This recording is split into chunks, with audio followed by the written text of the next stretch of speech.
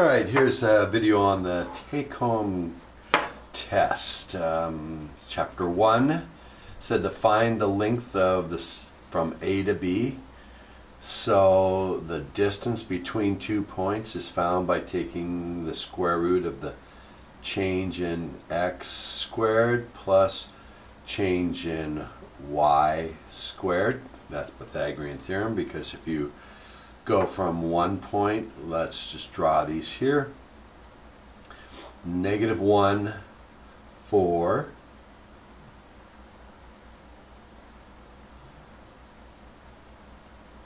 That's A. And 3, 1, 2, 3, -2.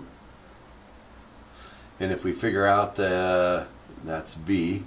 If I figure out the change in the x and the change in the y, then I can use Pythagorean theorem. That squared plus that squared is the distance squared, and I get the square root, and I get this. So the change in the x, so I got to go from the x coordinate to the x coordinate. From -1 to 3 is a change of 4. And if I go from 4 to -2, a height of 4 to -2, that's a change of -6. So if I go from this one to this one, it goes up 4 in the x, down 6 in the y, and so I get this, which is square root of 16 plus 36, which is square root of 52. I can't distribute the square root, and so I get this. And if I use my simplifying radical skills, that's the square root of 4 times the square root of 13, because 4 times 13 is 52. Square root of 4 is 2 square roots of 13, and that would earn you bonus points. This answer would have been okay. Some people change it to decimal form, which is approximately 7.2, and that would have been okay. Okay.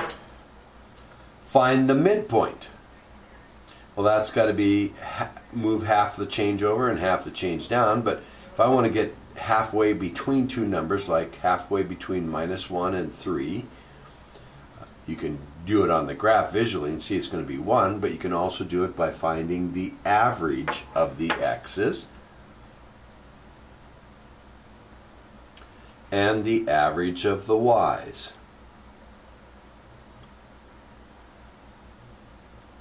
So our x's are -1 and 3,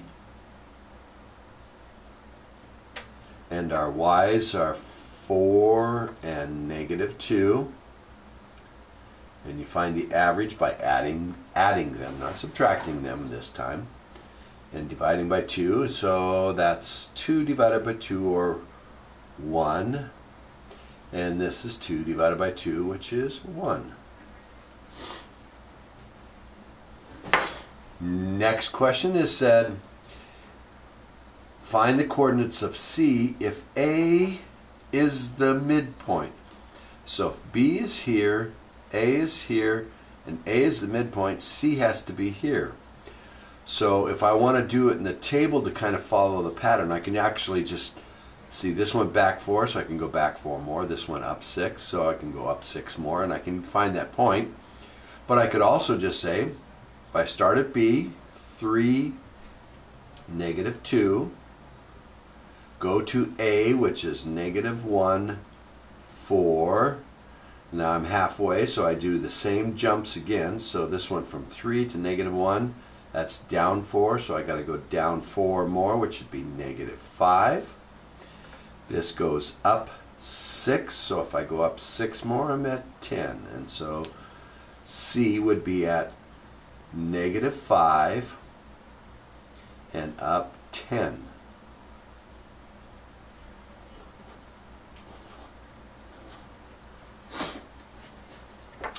All right, find the equation from A to B. So I would want to find the slope, which is the change in y over the change in x, because y is the rise and x is the run. And the change in y was -6 from the first problem.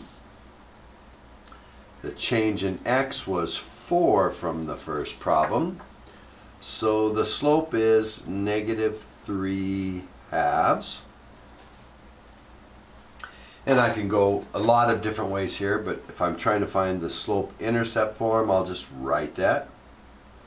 -3/2 for this m, and y equals mx plus b, and now I just have to figure out the b.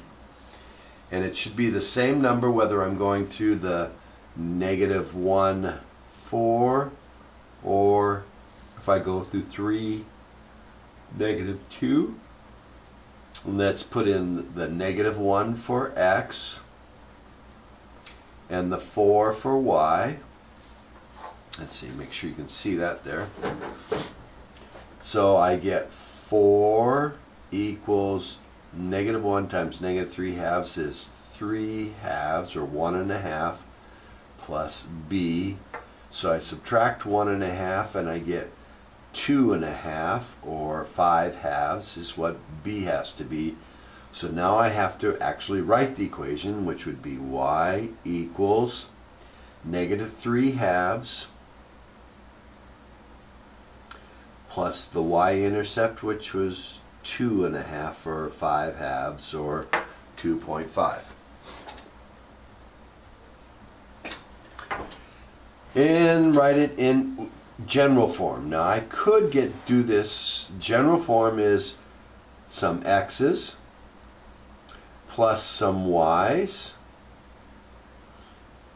and could be minus c, plus c equals 0 or equals c, either way. I like it this way. And in fact, in this form, you can do just the change in y times x minus the change in x times y, and then figure out the constant. The change in y, once again, was -6, or I could use the reduced form -3, but I'll use the -6 for the change in y times x minus the change in x was 4 from problem 1 times y equals a constant. We got to figure that out. And I can use either point. I'll use the -1 and the 4. So this is 6 minus 16, which is -10, goes into place of c. So I get -6x minus 4y equals -10. And there's a lot of negatives in that. I could divide everything by, looks like 2 could go in there into everything and a negative. So I could divide everything. I could leave it like this, but if I divide every number by -2, I get 3x plus 2y equals 5. And that's a little bit simpler version. Now I could also just take the answer I got from D1, and I have to get the x's first and then the y, so I'd add 3/2 x to both sides and get plus 3/2 x plus y equals 2.5, or 5/2. And I can see that if I multiply everything by 2, I would get integers. So if I multiply this by 2, I get 3x. If I multiply this by 2, I get plus 2y, and if I multiply this by 2, I get 5. Same answer as we got over there. Okay. Now E says find the coordinates of all points on the y-axis that are 5 from B. Well, if I'm going to have a point B, which it was 3, -2, and I'm going to be 5 away from that point, means I'm going to be on a circle. The equation of that circle would be x minus 3 squared plus y minus a -2, which is plus 2 squared, equals the radius squared, and the radius, if I'm going to be 5 away, the radius would be 5 squared. Now, if I'm going to be on the y-axis with this circle of that is centered at 3, -2, and 5 away from it, I'm going to be on the y-axis. That means x values. I'm going to be finding y-intercepts, which means I let x be 0. So -3, 0 minus 3, which is -3 squared, is 9 plus y plus 2 quantity squared equals 25. Subtract 9 and I get y plus 2 quantity squared is 16. Take the square root and I get y plus 2 has to equal, the square root of 16 is either 4 or y plus 2 equals -4. Subtract 2 from both sides and I get y equals 2. Subtract 2 from both sides, y equals -6. But I want the points, and points are ordered pairs. And I got this by letting x be 0, and I got 2. Letting x be 0, and got -6.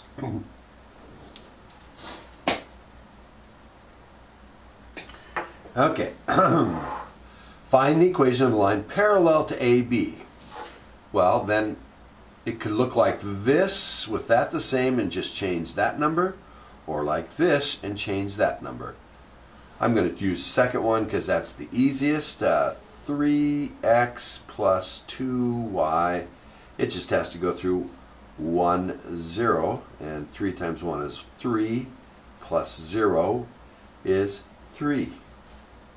Now if I did it with the other one, it would be y equals -3/2 x plus a new b. And if I put in 1 for x and 0 for y, I have to get 0. 1 times -3/2 is -3/2. So b would have to be plus 3/2 to get 0. So I get y equals -3/2 x plus 3/2.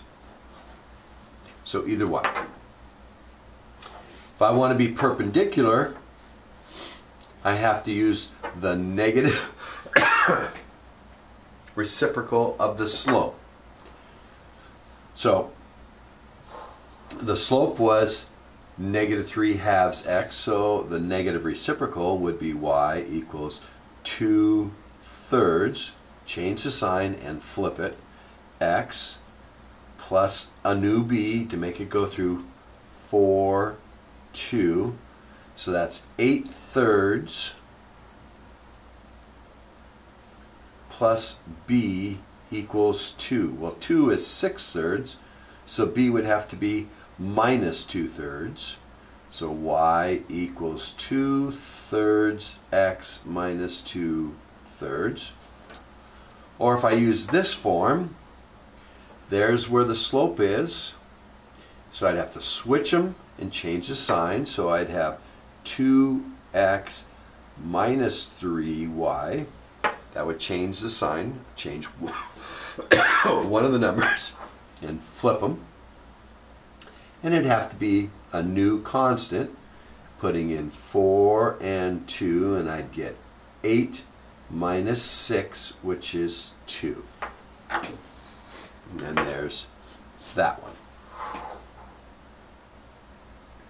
And if you solve for y in this, you'll get that one.